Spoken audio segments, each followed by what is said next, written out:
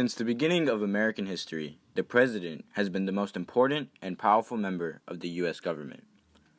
However, the magnitude of importance and power of a sitting U.S. president has changed over time as the president's role in social, political, and economic matters inevitably increased as the nation encountered new challenges within itself and with others.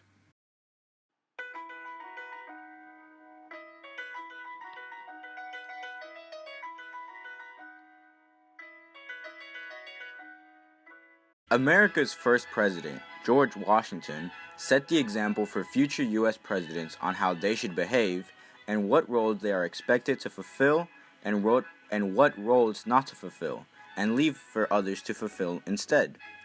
The role of the president was very limited in early American history. This sentiment came from a fear of despotism and allowing one man to have too much power and abuse it, since the nation just came from fighting a war to separate themselves from such a system of government and were afraid of allowing themselves to repeat that situation again. Therefore, the role of the president was very limited in respect to his ability to interfere in social, political, and economic matters. This attitude is epitomized in Washington's farewell address, where he remarks and advises America to refrain from forming permanent alliances with foreign nations and to not get involved in European affairs. This reflects the limited role of the president at the time, since it reflects the nation's attitude and desire for isolation and overall lack of interventionism from the part of the government on all aspects of life. It is this attitude of having as limited a government as possible that drove the early American presidents to have the limited role on America that they did.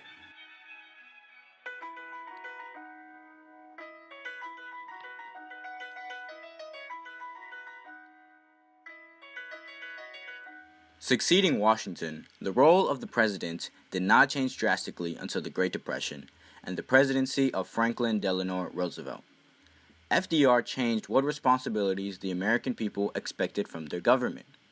During the Great Depression, many people were unemployed and homeless and needed help in order to sustain themselves.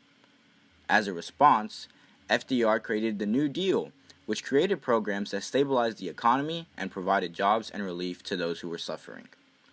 These programs included the Social Security Act, which we still use today, the Federal Housing Administration, and the Civilian Conservation Corps. Additionally, the New Deal gave the government the power to regulate banking, housing, and agriculture. Overall, the New Deal expanded the government's role in our economy by giving it the power to regulate previously unregulated areas of commerce, and in turn, changing the role of the president to also including protecting and providing for the welfare of society of those who need its assistance. These New Deal programs were a change from the ideas of progressive presidents such as Teddy Roosevelt and Woodrow Wilson.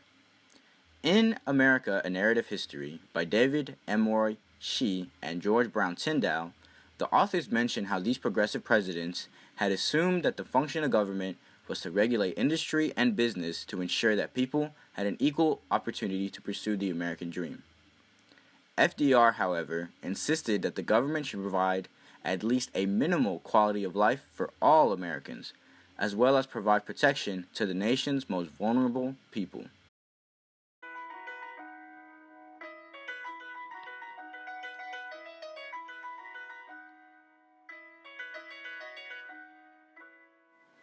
The last most significant development in the role of the president came with the presidency of George W. Bush and the passage of the USA Patriot Act, which was passed in response to the September 11th attacks on the World Trade Center by the Al-Qaeda terrorist group.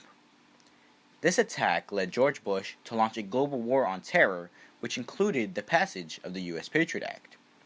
The U.S. Patriot Act gave government agencies the right to eavesdrop on confidential conversations between prison inmates and their lawyers, and permitted suspected terrorists to be tried in secret military courts.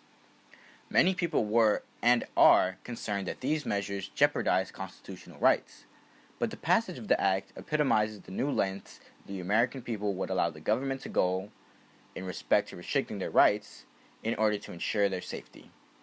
Additionally, Bush created the Office of Homeland Security and Transportation Security Administration, in order to prevent any further terrorist attacks. The September 11th attacks grew in the American people a sense that the U.S. government had a responsibility to protect them from foreign and domestic threats, and so the president's role adapted to fulfill this responsibility, as well as protecting the rights of the American people while at the same time ensuring their safety.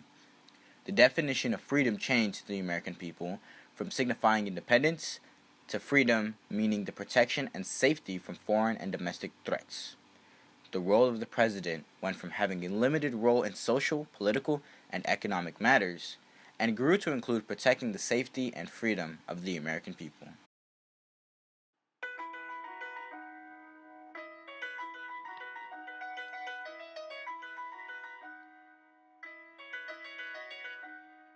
However, there are some things in the role of the president that has always remained consistent. For example, the role of the president has always been to execute the laws of the country and act as a role model and representative of what America is and believes in. That is the power they hold above all else, to provide to the rest of the world the image of America. The president is sometimes seen to embody the spirit of the American people within him. This concept is more evident today than ever, which is, in my opinion, the most embarrassing thing of having the president that we have today.